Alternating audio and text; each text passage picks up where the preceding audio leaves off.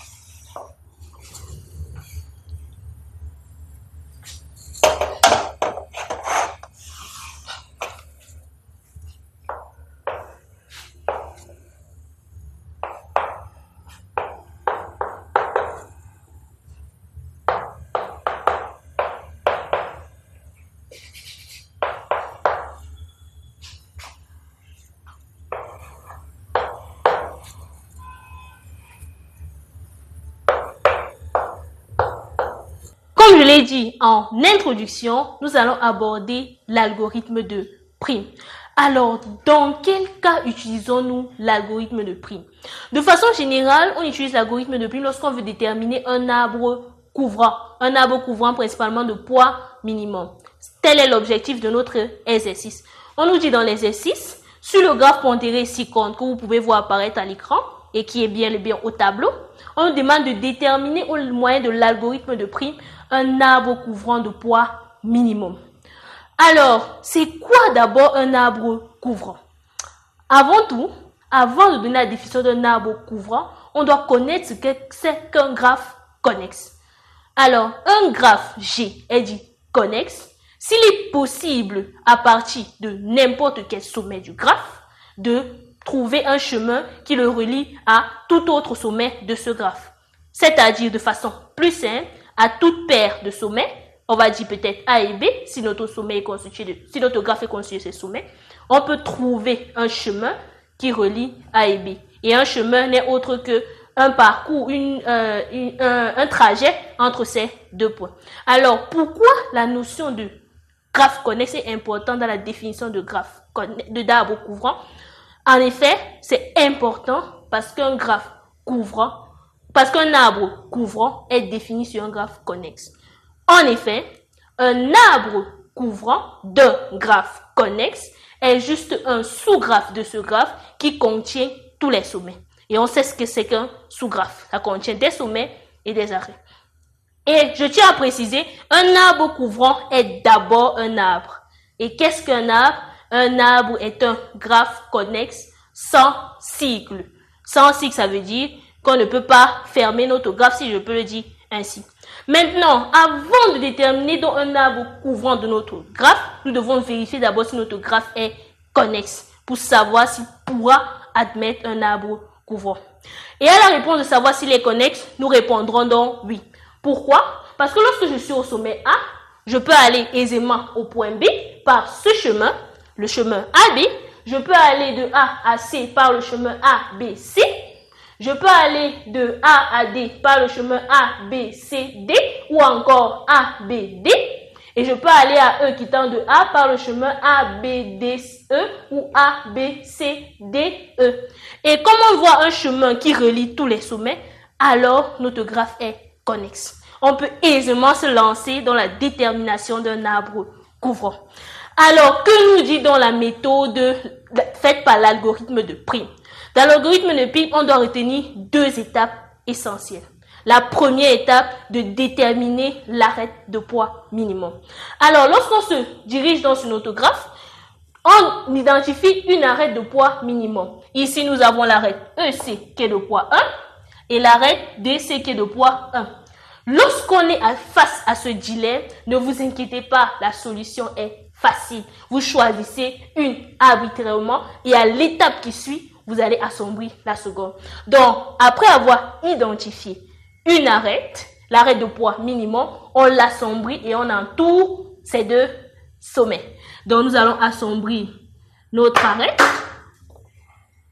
Nous allons assombrir notre arête, l'arête EC, et nous allons encercler les sommets E et C. La deuxième étape, qui sera dans l'étape qui va se répéter jusqu'à ce que les sommets se terminent, est l'étape qui consiste à identifier une arête de plus petit poids qui est reliée avec un sommet encerclé et un sommet non encerclé. C'est-à-dire, j'identifie mes sommets encerclés. Nous avons le sommet E et le sommet C. Quels sont les arêtes qui découlent de ces deux sommets et qui sont reliés à un sommet non encerclé? Nous avons l'arête CD de poids 1, l'arête ED de poids 3, l'arête BC de poids 4. Quel est le plus petit poids parmi les trois? C'est bien CD de poids 1.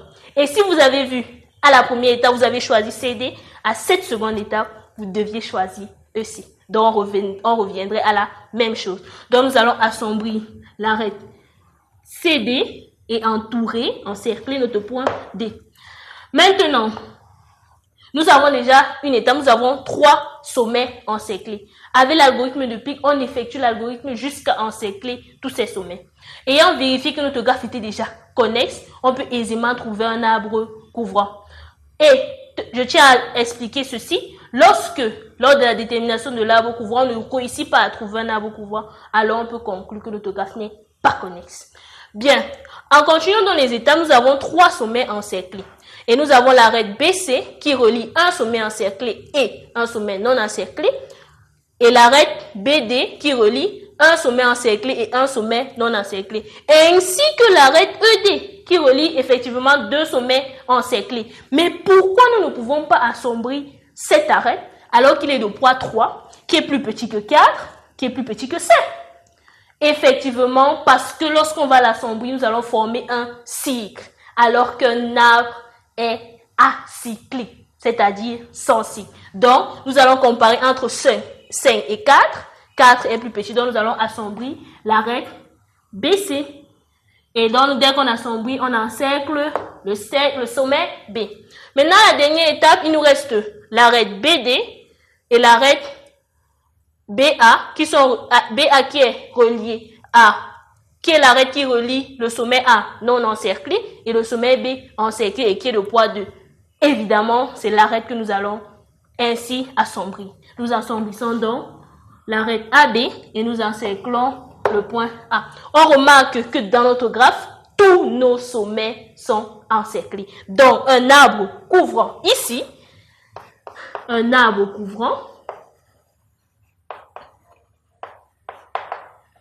est A, B, C, D et enfin E. De poids respectifs, ici c'est 2, 4, 1, 1. Le poids de notre arbre n'est autre que 2 plus 4 plus 1 plus 1. On rappelle que le poids d'un graphe, c'est juste la somme des poids des différents arêtes. Donc on aura 6 plus 1, 7 plus 1, 8. Donc le poids ici c'est 8. Alors, qu'est-ce qui nous garantit que ce graphe est bien un arbre couvrant de poids minimum? Alors, l'algorithme que nous avons effectué permet de garantir cela. Parce que essayons d'aller un peu à la hâte et par tâtonnement. Si on essaie de prendre le chemin que nous avons eu à prendre en début d'exercice pour justifier que notre graphe était connexe, on devait avoir A, B, C, D, E, de poids qui serait 2 plus 4 qui nous donne 6, plus 1 qui nous donne 7, 7 plus 3 ça nous donne déjà 10. Et on pourra faire ainsi avant de tomber sur ce graphe qui sera vraiment celui de poids minimum. Alors, pour une culture générale, à quoi nous servent les arbres couvrants dans la vie? Dans la vie courante, on peut remarquer ça dans nos différentes situations, problèmes. Les arbres couvrants nous aident à essayer de recouvrir un certain nombre de parties, ou bien je vais dire de sommets. Je prends un exemple simple. Le maire d'une ville veut relier différents villages entre eux par des routes. Mais s'il doit construire toutes les routes entre ces villages, le coût est énorme. Par contre, relier le village A à un village B est moins coûteux que relier le village A à un autre village C, si je peux le dire ainsi. Donc, vous voyez que il pourra créer un chemin entre tous ces villages sans toutefois que ces villages soient reliés directement. Je t'invite également pour d'autres applications directes de cette partie à continuer à nous suivre pour ne rien rater. Et je t'invite également à t'abonner parce que dans la suite, nous allons expliciter l'algorithme de Dijkstra.